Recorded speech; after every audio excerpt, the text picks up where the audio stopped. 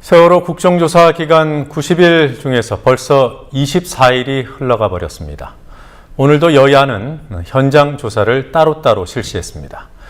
유가족들은 어제에 이어 오늘도 특정 시점만 해경 동영상이 없는 문제를 다시 한번 제기했습니다.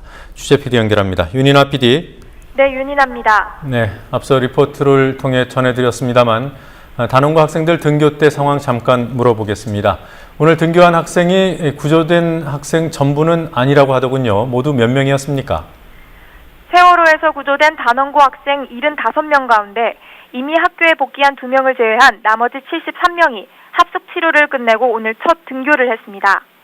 아이들을 잃은 유가족들은 등교 시간에 맞춰 교문 앞에 모였습니다. 유가족들이 마중을 나와주면 힘을 내서 학교에 갈 수 있을 것 같다는 학생들의 부탁을 받아들여 유가족들이 그 자리에 나온 겁니다. 유가족들은 내 딸과 아들아 사랑한다, 고맙다 등의 말을 건네며 사고 71일 만에 등교에 나선 학생들을 격려했습니다.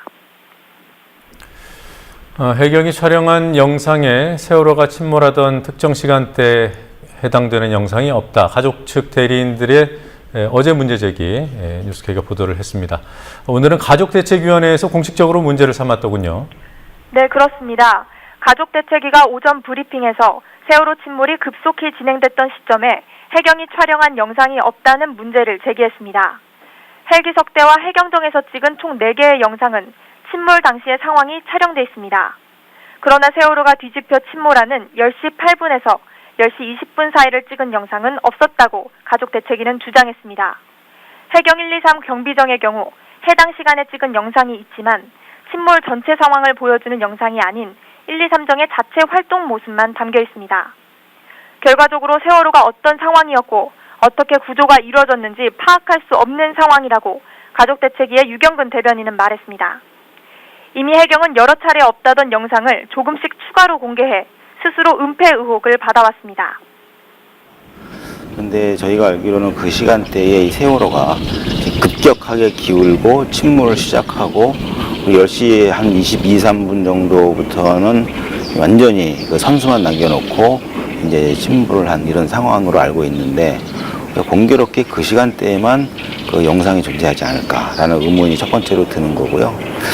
더 확인을 해봐야 되겠습니다만 그 시간에 본인들의 어떤 구조 활동이 좀 문제가 있다고 생각을 한 건지 아니면 또 어떤 이유에서인지 모르겠지만 없는 걸 봤을 때 좀 너무 우연의 일치라고 보기에도 힘들고 분명히 무슨 의도가 좀 들어가 있는 것은 아닌가 이런 생각도 하고요.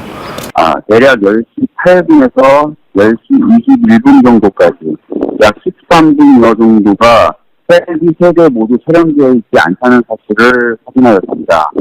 헬기 세대가 무대로 왔다 갔다 하면서 구조 작업을 펼치고 또 서로 각각의 구조 활동을 촬영하는 모습을 보여주고 있습니다. 따라서 이 시간대에 헬기 세대가 모두 다 동시에 사라졌다가 다시 그 이후에 동시에 나타났다고 하는 것 자체가 잘 납득이 되지 않습니다.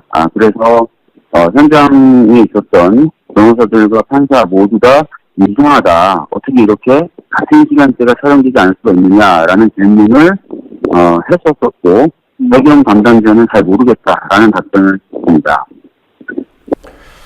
그리고 최근 가족들이 세월호 내부 CCTV에 대한 증거 보전도 신청을 해서 관찰이 됐습니다. CCTV 영상 저장 장치 DVR이라는 것을 분석한다는 얘기일 텐데요. 정부가 DVR을 인양하고도 가족들에게는 알리지 않았다는 사실이 나왔어요. 사실입니까?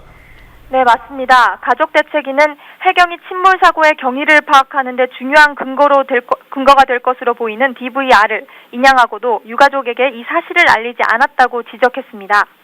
유가족들은 DVR이 지난 22일 밤에 인양됐지만 바지선에 있던 대책위 영상 기록단을 통해 다음 날에서야 해경 측에 직접 문의해 인양 소식을 확인했다고 말했습니다. DVR은 세월호 침몰과 선원들의 탈출 과정, 해경의 구조 과실을 밝힐 중요한 자료입니다.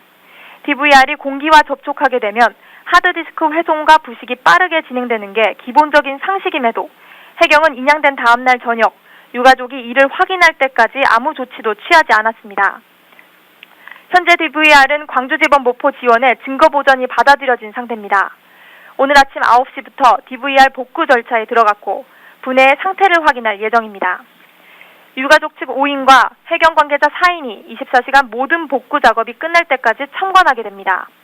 복구를 맡은 명정부기술은 복구가 15일 정도 걸릴 것으로 예상된다고 밝혔습니다. 네, 세월호 국정조사 얘기를 좀 해보죠. 여야 특위위원들이 오늘 따로따로 현장 조사에 나섰다고요? 네, 여야가 국정조사 기간보고 일정에 아직도 합의하지 못한 상태에서 오늘 각각 현장 조사를 떠났습니다. 어제 국조특위 여야 간의 기간보고 합의가 파행에 이른 뒤 여야 간사는 향후 국정조사 일정에 대한 협의를 진행하겠다고 했지만 실무 협상은 이뤄지지 않았습니다.